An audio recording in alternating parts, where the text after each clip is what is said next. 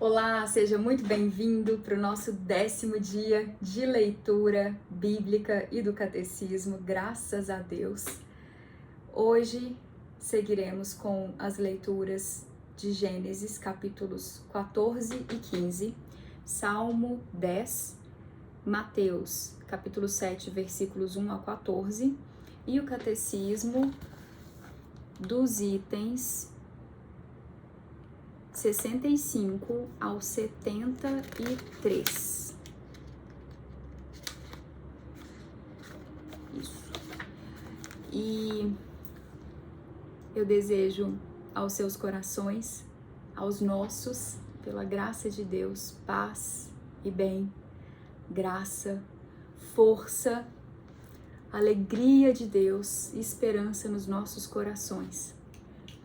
Seguimos com os estudos. Gênesis capítulo 14. A campanha dos 4 grandes reis. No tempo de Anrafel,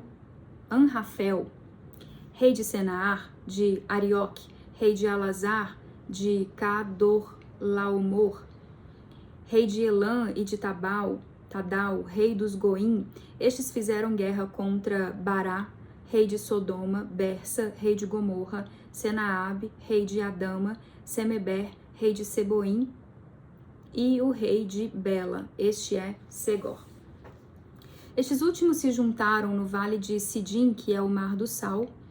Por 12 anos ficaram sujeitos a Codorlaomor, mas no 13º ano se revoltaram. No 14º ano vieram Codorlaomor e os reis que estavam com ele. Derrotaram os Rafaim em Astarot-Carnaim, os Zuzim em Ram, os Emim na planície de Cariataim, os Horitas nas montanhas de Seir, até El-Farã, na margem do deserto.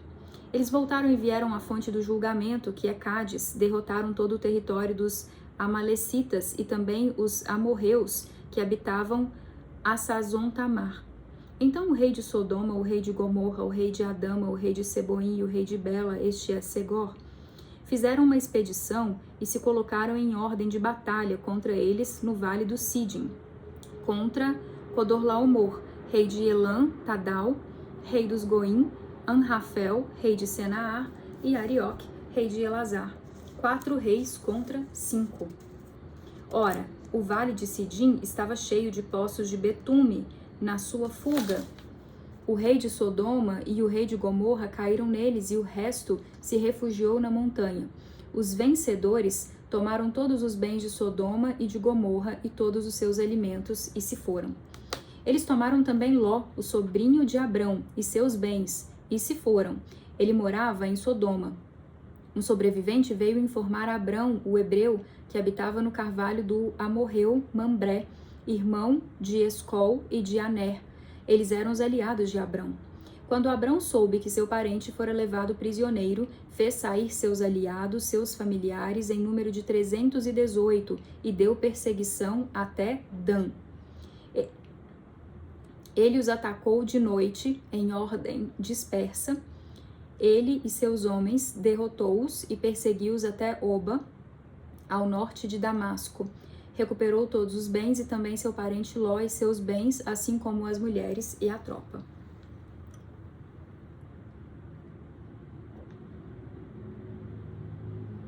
Com licença, engasguei.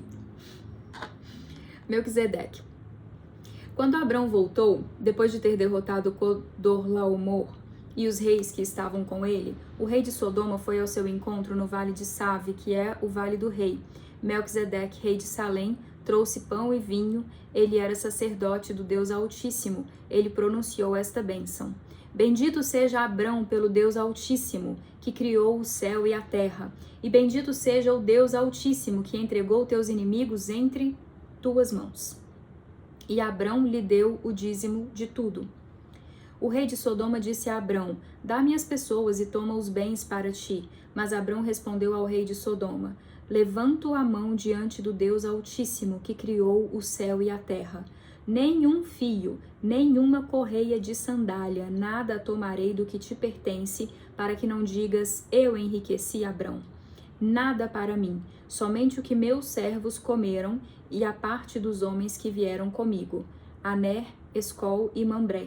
Eles tomarão sua parte. Esse foi o capítulo 14, agora seguimos para o 15. As promessas e a aliança divinas. Depois desses acontecimentos, a palavra de Yahvé foi dirigida a Abrão numa visão. Não temas, Abrão, eu sou o teu escudo. Tua recompensa será muito grande. Abrão respondeu, meu senhor Yahvé, que me darás? Continuo sem filho. Abrão disse, eis que não me deste descendência, e um dos servos de minha casa será meu herdeiro. Então foi-lhe dirigida esta palavra de Yahvé. Não será esse o seu herdeiro, mas alguém saído de teu sangue.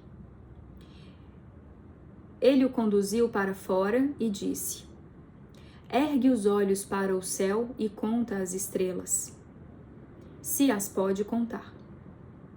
E acrescentou, assim será a tua posteridade. Abrão creu em Yahvé, e lhe foi dito em conta de justiça. Ele lhe disse, eu sou Yahvé que te fez sair de Ur, um dos caldeus. Novamente. Eu sou Yahvé que te fez sair de Ur, dos caldeus, para te dar esta terra como propriedade. Abrão respondeu, meu senhor Yahvé, como saberei que hei de possuí-la? Ele lhe disse, procura-me uma novilha de 3 anos, uma cabra de 3 anos, um cordeiro de 3 anos, uma rola e um pombinho. Ele lhe trouxe todos esses animais, partiu-os pelo meio e colocou cada metade em face da outra, entretanto não partiu as aves. As aves de rapina desceram sobre os cadáveres, mas Abrão as expulsou. Quando o sol ia se pôr, um torpor caiu sobre Abrão, e eis que foi tomado de grande pavor. Yahvé disse a Abrão, sabe, com certeza, que teus descendentes serão estrangeiros numa terra que não será a deles. Lá eles serão escravos, serão oprimidos durante 400 anos. Mas eu julgarei a nação a qual serão sujeitos, e em seguida sairão com grandes bens. Quanto a ti, em paz, irás para os teus pais. Serás sepultado numa velhice feliz.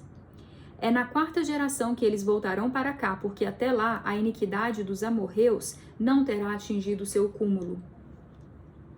Quando o sol se pôs e estenderam-se as trevas, eis que uma fogueira fumegante e uma tocha de fogo passaram entre os animais divididos. Naquele dia, Yahvé estabeleceu uma aliança com Abrão nestes termos.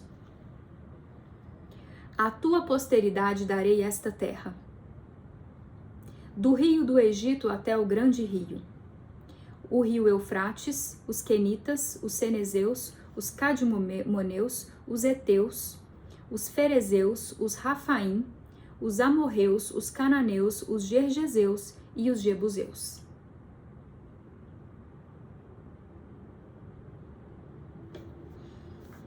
Terminamos Gênesis capítulos 14 e 15. Agora vamos para o Salmo 10, que é uma continuação do 9. Yahvé, por que ficas longe e te escondes no tempo de angústia? A soberba do ímpio persegue o infeliz. Fiquem presos nas tramas que urdiram. O ímpio se gloria da própria ambição. O avarento que bendiz despreza Yahvé.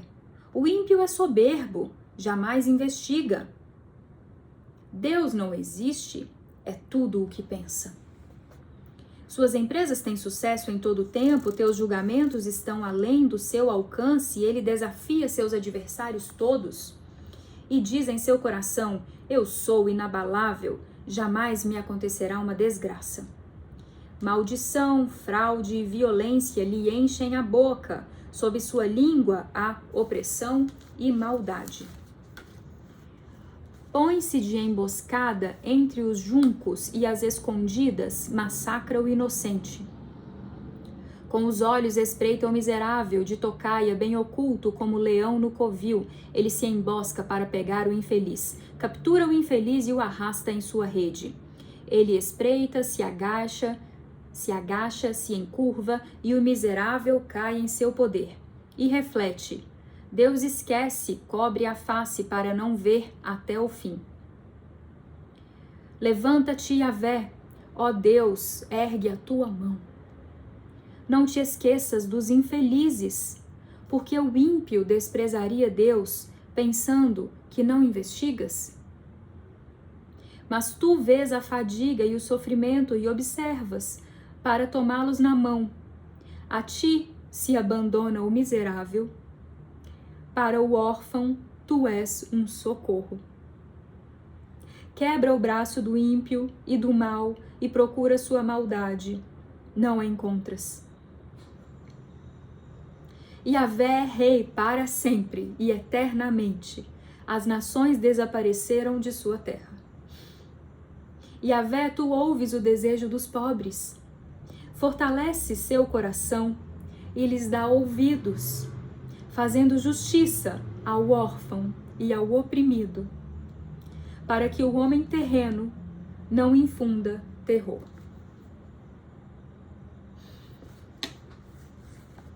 Traz-se por justiça.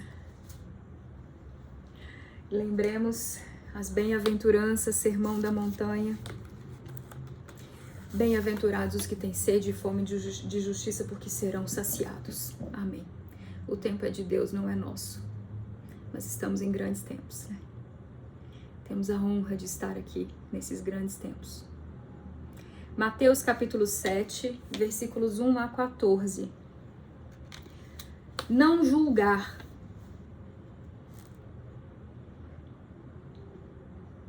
Não julgueis, para não serdes julgados. Pois com o julgamento com que julgais, sereis julgados. E com a medida com que medis, sereis medidos. Por que reparas no cisco que está no olho do teu irmão, quando não percebes a trave que está no teu? Ou como poderás dizer ao teu irmão: deixa-me tirar o cisco do teu olho, quando tu mesmo tens uma trave no teu? Hipócrita, tira primeiro a trave do teu olho e então verás bem para tirar o cisco do olho do teu irmão. Não profanar as coisas santas.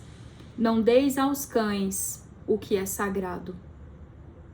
Nem atireis as vossas pérolas aos porcos, para que não as pisem, e voltando-se contra vós, vos estraçalhem. Eficácia da oração. Pedi, e vos será dado. Buscai, e achareis. Batei, e vos será aberto. Pois todo o que pede, recebe. O que busca, acha, e ao que bate, se lhe abrirá. Quem dentre vós dará uma pedra a teu filho, se este lhe pedir pão? Ou lhe dará uma cobra, se este lhe pedir peixe? Ora, se vós, que sois maus, sabeis dar boas dádivas aos vossos filhos, quanto mais vosso Pai, que está nos céus, dará coisas boas aos que lhe pedem. A regra de ouro. Tudo aquilo, portanto, que quereis que os homens vos façam, fazei-o vós a eles. Pois esta é a lei e os profetas. Os dois caminhos. Entrai pela porta estreita, porque largo e espaçoso é o caminho que conduz à perdição. E muitos são os que entram por ele. Estreita, porém, é a porta e apertado o caminho que conduz à vida. E poucos são os que o encontram.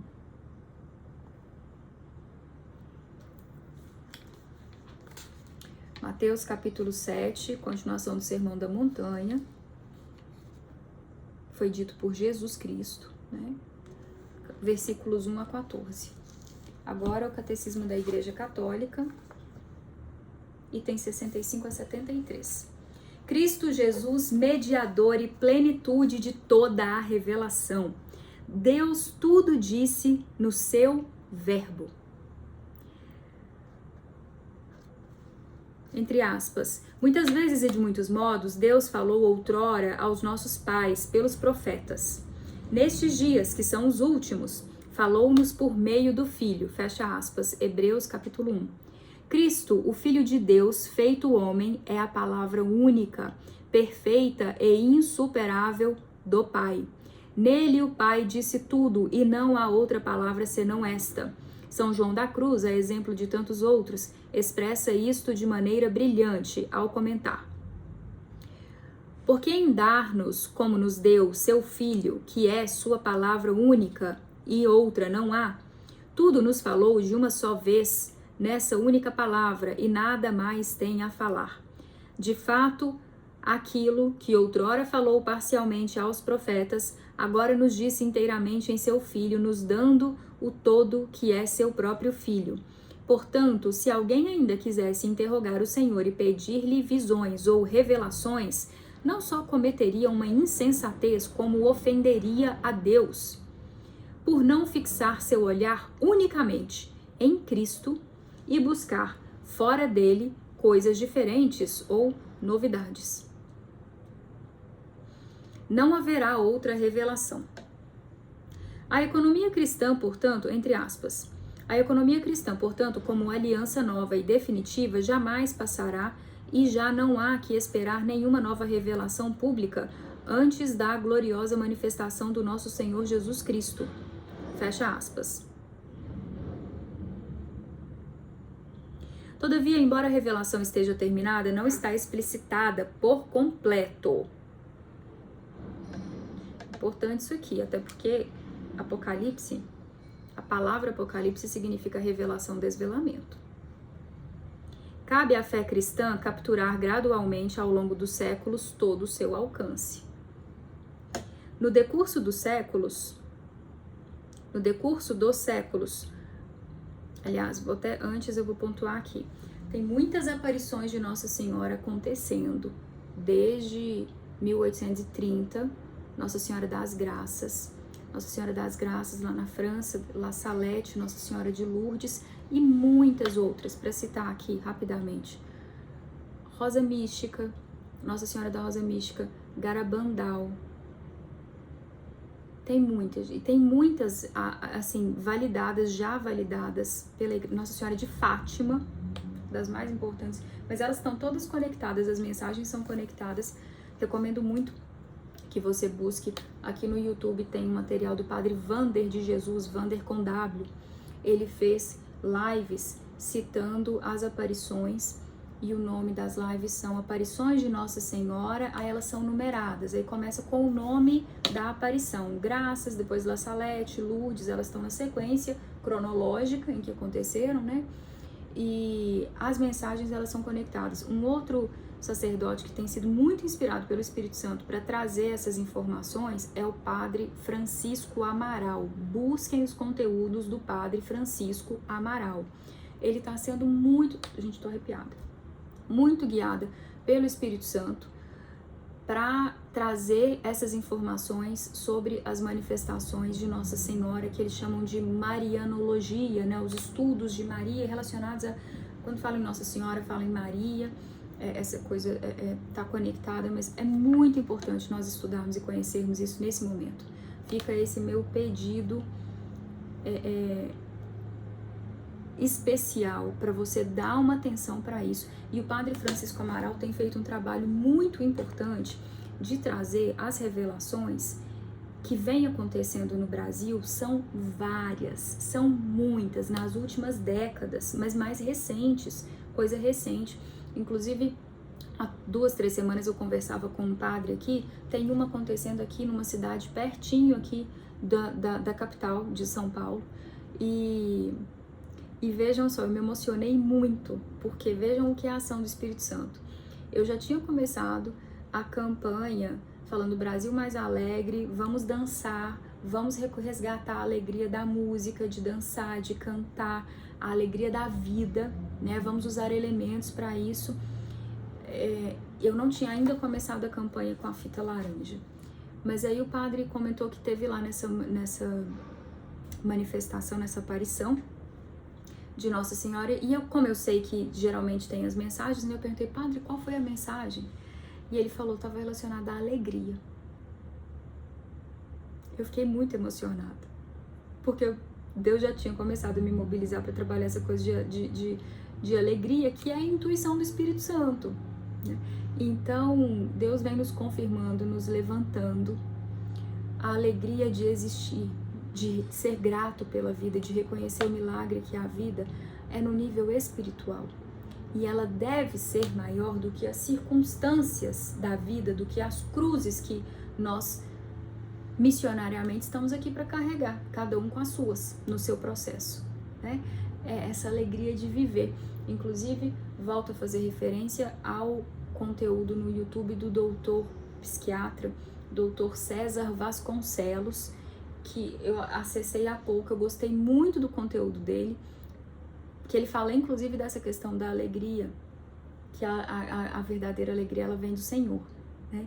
Que é essa força de existir, essa força espiritual, de ser grato pela vida, de ter essa força de espírito que vem de Deus, da nossa conexão com Deus, com essa realidade, com essa verdade espiritual. Então a gente está nesse movimento grande e eu ressalto a importância de buscar essas referências das aparições marianas, porque tem muita questão profética relacionada a isso, que tem muita importância nesse momento. Então é importante que nós conheçamos. E eu faço aqui um outro parêntese. O Apocalipse, que significa a palavra, né? A tradução, a revelação, desvelamento, tem referências ao feminino. A mulher que pisa na cabeça da serpente, a mulher que está para dar a luz e foge para o deserto, a mulher vestida de sol, a noiva, e essas manifestações, aparições marianas de Nossa Senhora há mais de 200 anos, com mensagens chamando as pessoas à conversão, chamando as pessoas às verdades, ao que Jesus Cristo deixou pra gente. São essencialmente cristãs e isso veio se intensificando, tem muitas vigentes acontecendo. De novo, o Padre Francisco Amaral está fazendo um trabalho incrível nesse sentido, muito guiado pelo Espírito Santo. Procurem por isso, porque a gente precisa conhecer, saber o que está acontecendo. Deus está nos pegando no colo, gente. A gente precisa buscar mais esses conteúdos e o que os sacerdotes estão produzindo, porque tem muita gente sendo muito mobilizada pelo Espírito Santo nesse momento. E repasse esses conteúdos, compartilhe isso com as pessoas que vocês sabem que são pessoas também de fé, mas que às vezes desconhecem ainda a beleza, a grandiosidade do que está acontecendo, porque não estão acessando esses conteúdos, não estão sabendo o quão próximo Deus está da gente se manifestando assim dessas formas tão claras, tão lindas, com mensagens das quais nós necessitamos tanto e que confirmam tanto a presença dele e o agir, o mover dele entre nós, conosco. Além disso, essa repercussão toda dos trabalhos de tantos sacerdotes, Frei Gilson conseguindo reunir para orações na madrugada centenas de milhares de pessoas. É uma mobilização espiritual grande demais, é lindo demais. E é uma honra estar aqui nesse momento e fazer parte de tudo isso. Não perca a oportunidade de ir mais atrás desses conteúdos e compartilhar, porque isso deve chegar ao maior número de corações possível. Eu vou deixar as referências desses padres que eu citei, os nomes deles, para vocês buscarem os conteúdos aqui no YouTube. Vocês encontram vários conteúdos deles aqui e vale a pena ir buscando e curiosando, né? Tem muita coisa produzida e vale a pena ir descobrindo, fazer um tempo para isso. Vou deixar tudo aqui na descrição do episódio, essas referências que eu fiz. Caso eu esqueça de alguma, que eu falei muita coisa agora, vocês me lembrem aí nos comentários que eu coloco depois, tá? Mas eu tô lembrando, falei do Padre Wander de Jesus, falei do Padre Francisco Amaral, falei do psiquiatra doutor César Vasconcelos, certo? retomando a leitura. No decurso dos séculos, houve revelações denominadas privadas, algumas delas reconhecidas pela autoridade da Igreja. E, inclusive, é importante citar aqui que isso tem acontecido muito nesses tempos que a gente está vivendo. Porque a gente está tendo muito batismo pelo Espírito Santo. Eu já acessei muito material no YouTube que foi guiado pelo Espírito Santo, gente que está recebendo o Espírito Santo e está recebendo mensagens que devem ser partilhadas. É uma realidade do nosso momento. E aí, de novo, a gente tem uma profecia de um novo Pentecostes. É uma realidade atual. Vem acontecendo, está em curso. É tempo de a gente se fortalecer e buscar e pedir e se abrir para receber, para quem Deus agraciar, né? Isso é missão, né? Isso é determinação de Deus, não depende só de a gente querer e nem depende de a gente fazer tudo certo, gente. Cada um com as suas missões. Cada um com as suas missões, com as suas cruzes, com as suas provações. Então, a gente teoricamente fazer tudo certo e estar na presença de Deus não é garantia de que a gente vai receber manifestações maiores do Espírito Santo, como acontecem para algumas pessoas. Não dá para ter essa expectativa. A gente se coloca nas mãos de Deus e recebe o que Ele nos agracia, né? Como dons, como graças. E quem decide é Ele, não somos nós. A gente diz sim para o que Ele decide manifestar. Esperamos, né? Esperamos a graça de ter força de fé e dizer sim com o coração verdadeiríssimo para o que Ele quer da gente. Isso sim. Isso é importante porque eu sempre falo que, assim, nos nossos processos são duas questões. Santo Agostinho falou muito da graça, né? Que é uma verdade espiritual importante, porque depois de um certo momento, não é mais a gente, a força de Deus é Espírito Santo. É a graça. Mas para isso, tem a questão do nosso sim antes, do exercício do livre-arbítrio e de a gente, com o coração honesto, aberto, humilde, sincero, dizer sim para o que Deus tem pra gente. Para o que quer que seja, que muitas vezes é diferente dos nossos planos. Quantos testemunhos? Quantos testemunhos? Que Deus faz um reboliço na vida da gente. E o meu testemunho é de que é graça, quando a gente se abre, é muito maior do que a gente sonha. Porque Deus nos conhece, Ele sabe a que viemos, Ele é que sabe, a gente sabe nada. Então eu tô nessa turma, né, de ter sido agraciada com isso, de receber esse movimento de Deus, de ter dito sim, e de a minha vida ter tomado rumos que eu jamais imaginava. Mas eu testemunho em todas as oportunidades que eu tenho. Eu jamais ousei sonhar o que Deus já manifestou na minha vida. É muito diferente dos planos que eu fazia previamente, mas é muito maior e melhor que. Então, meu testemunho é de que vale a pena. Nosso Deus é um Deus de amor, de honras, e vale a pena confiar plenamente nisso.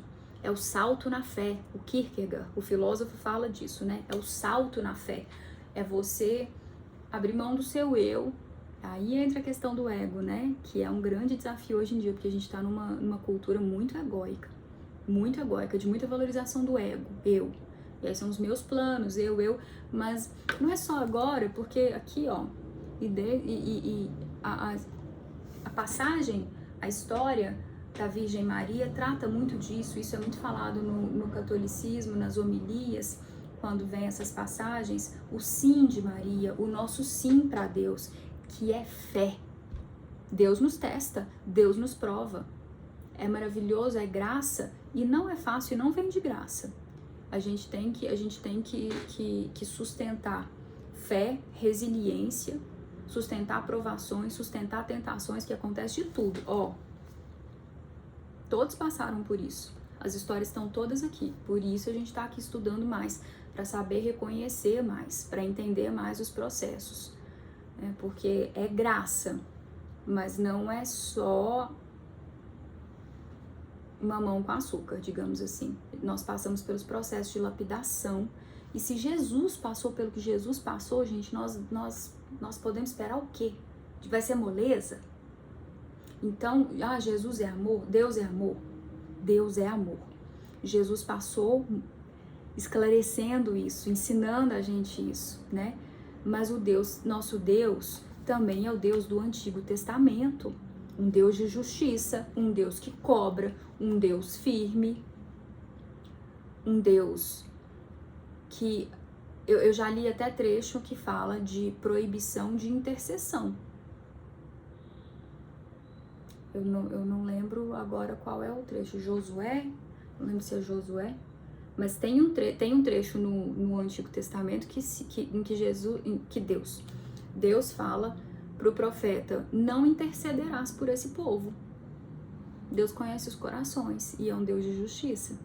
Então, a gente deve se alinhar, se esforçar muito para se alinhar com as verdades de Deus. Os tempos exigem. E a chave é o amor, né? Amar a Deus sobre todas as coisas, ser grato pela nossa vida, reconhecer. Uma das chaves, né? Humildade também é outra chave importante no nosso relacionamento com Deus. Amar a Deus sobre todas as coisas, sobre si mesmo, inclusive, esvaziar-se de si. Ok, eu sou criatura e eu amo o Senhor e eu confio que o Senhor é amor antes que eu existisse. E o seu amor me construiu, Pai.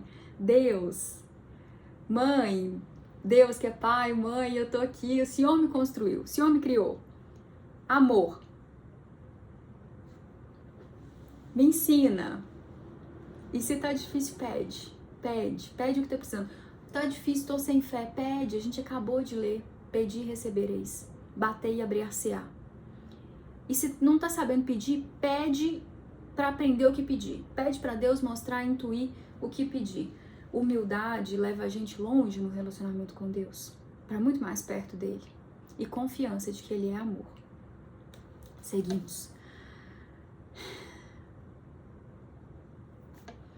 No decurso dos séculos, houve revelações denominadas privadas, algumas delas reconhecidas pela autoridade da Igreja.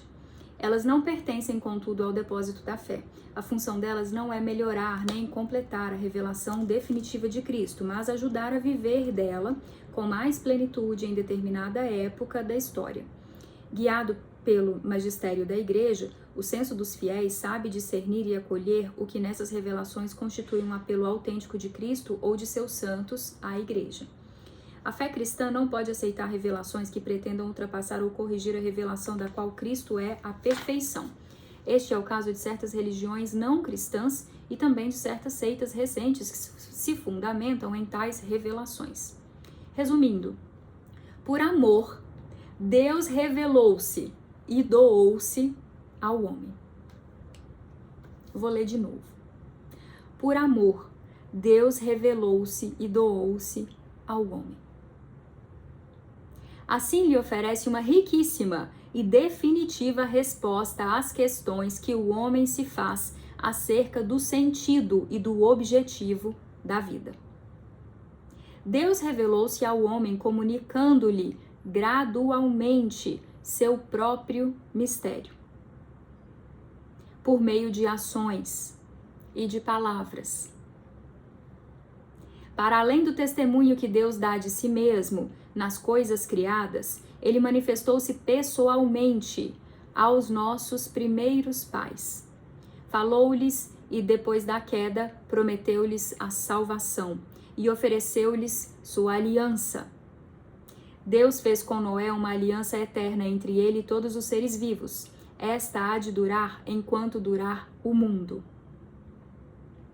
Deus escolheu Abraão e fez uma aliança com ele e sua descendência. Daí formou seu povo, ao qual revelou sua lei por intermédio de Moisés. Pelos profetas preparou este povo a acolher a salvação destinada à humanidade inteira. Inteira! Deus revelou-se plenamente enviando seu próprio Filho. no qual estabeleceu sua aliança para sempre. O Filho é a palavra definitiva do Pai, de modo que, depois dele, não haverá outra revelação.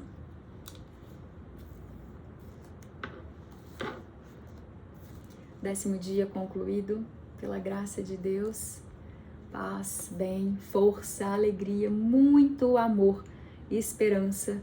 Deus é conosco. Amém. Até mais.